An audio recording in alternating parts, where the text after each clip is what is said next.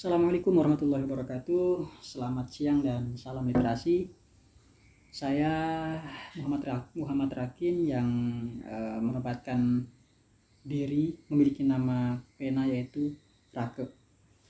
Ya, Rake adalah nama pena saya, di mana saya akan menggunakan nama itu untuk setiap buku yang akan saya terbitkan ke depannya, dimulai dari buku ini.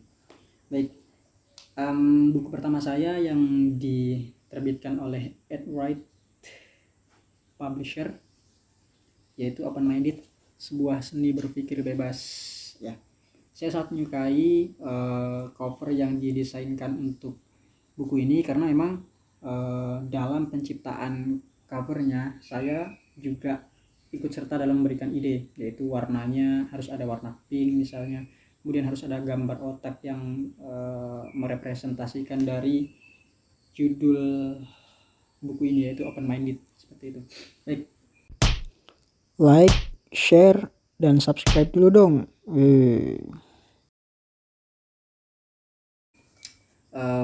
Untuk mengawali sebuah pembahasan kita pada hari ini dan hari-hari selanjutnya tentang buku ini, saya akan sedikit mengutip tulisan dari yang saya cantumkan pada buku ini. Adapun hasil tulisan kali ini yaitu bukan semata-mata terprovokasi untuk mengejar eksistensi dan mengeklaim bahwa diri ini adalah seorang pemikir. Saya menulis hanya karena saya harus menanggung sebuah akibat. Akibat dari berpikir adalah menuliskan pemikirannya. Jadi saya menulis untuk mencurahkan apa yang pernah saya pikirkan dan saya rangkumkan dalam buku-buku ini.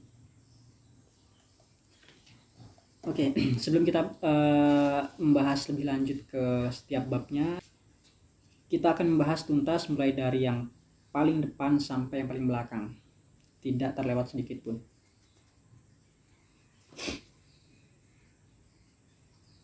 Oke, jadi ini adalah buku pertama saya, buku yang saya terbitkan melalui sebuah lembaga penerbit indie atau penerbit self publishing.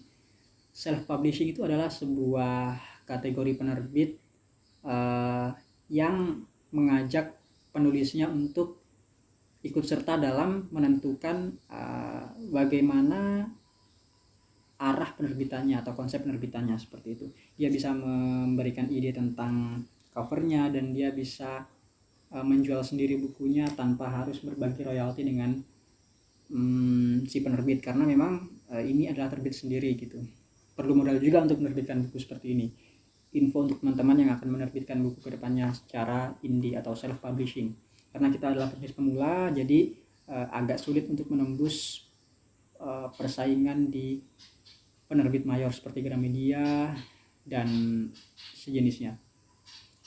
Oke, saya menggeluti dunia tulis menulis karena memang saya terbiasa untuk berdiskusi di tengah kegiatan bermahasiswa. Kemudian diskusi itu kadang-kadang dirangkum dalam sebuah tulisan dan dipresentasikan kembali di depan teman-teman yang lain, gitu.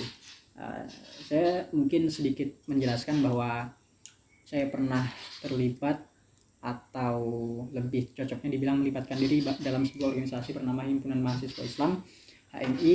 Waktu itu saya menjadi ketua umum komisariat tahun 2019 sampai 2020, 1 tahun. Dan di sana saya benar-benar menggeluti dunia diskusi, dunia negosiasi, dunia public speaking seperti itu. Dan saya memutuskan untuk menuliskan semua pemikiran-pemikiran saya selama bermahasiswa, lebih tepatnya dalam buku ini. Meskipun ada juga pembahasan di luar atau sebelum saya menjadi seorang mahasiswa, seperti itu. Nah, saya menerbitkan buku ini, saya menulis buku ini itu bisa dibilang karena kemauan diri saya sendiri tanpa pengetahuan orang tua, keluarga, dan yang lainnya. Karena memang niat dan juga modal keinginan saya untuk menulis itu baru muncul ketika saya benar-benar menggeluti dunia organisasi tadi, diajak untuk berpikir secara kritis. Dan yaitu tadi, akibat dari pemikiran kritis, berpikir kritis adalah harus menuliskan tulisannya, menuliskan pemikirannya. Nah, jadi buku ini ada 28 bab. Kenapa saya berikan jumlah bab? Karena memang setiap babnya itu punya pembahasan tersendiri tentang sesuatu. Misalnya saja bab 1, memegang akidah akan lebih mempermudah. Itu tentunya ada sedikit pembahasan tentang keagamaan.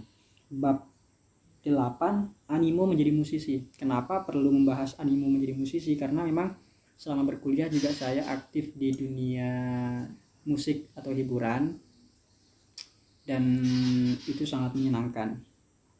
Kemudian langsung ke bab terakhir, misalnya bab 28, yaitu tak merasa pernah gagal. Jadi ini adalah tulisan dalam memaknai sebuah perjuangan gitu. Ya, itu tidak termasuk 28 itu tidak termasuk prolog dan epilognya.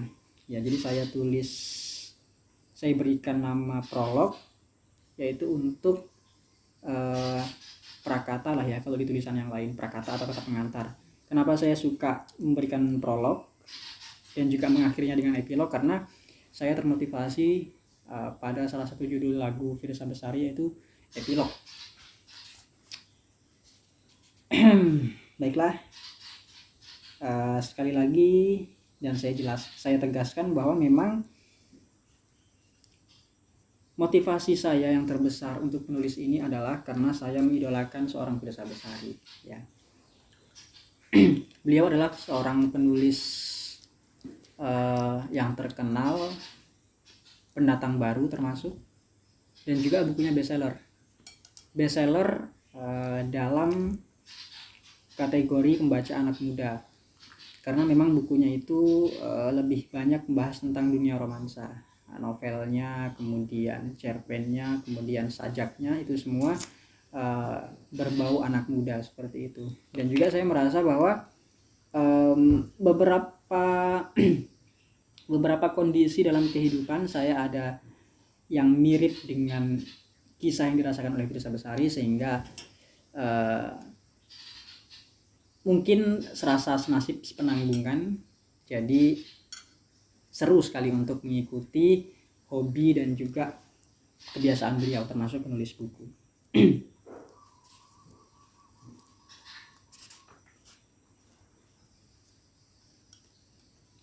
Nah, jadi saya tegaskan bahwa buku ini itu saya tulis berdasarkan pemikiran saya sendiri, abstraksi dari berbagai pemikiran, dari hasil diskusi, dari hasil membaca buku, dan dari menonton konten YouTube atau televisi misalnya. Itu semua menjadi bahan atau dasar pemikiran saya yang kemudian saya tuliskan dalam buku ini. Jadi buku ini, tulisan di dalam buku ini hanya menurut saya. Ya, menurut saya. Bukan menurut pakar-pakar dan ilmuwan dunia di luar sana. Saya akhiri penjelasan saya pada konten kali ini dengan beberapa kalimat panjang. Saya akan berusaha membuka jalan pikiran para pembaca buku ini, bahwa sebenarnya kebanyakan cara berpikir mereka di luar sana terlalu klise dan copy-paste dari pemikir-pemikir masa lalu. Tidak bisakah kita menjadi pemikir-pemikir baru yang kelak buah pikiran kita akan dipikirkan oleh calon-calon pemikir di masa depan?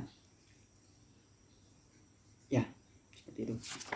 Mungkin demikian yang bisa saya bahas pada konten bahasan buku kali ini. Semoga teman-teman paham, semoga teman-teman antusias untuk mendengarkan konten-konten bahasan selanjutnya, dan selamat siang, salam literasi.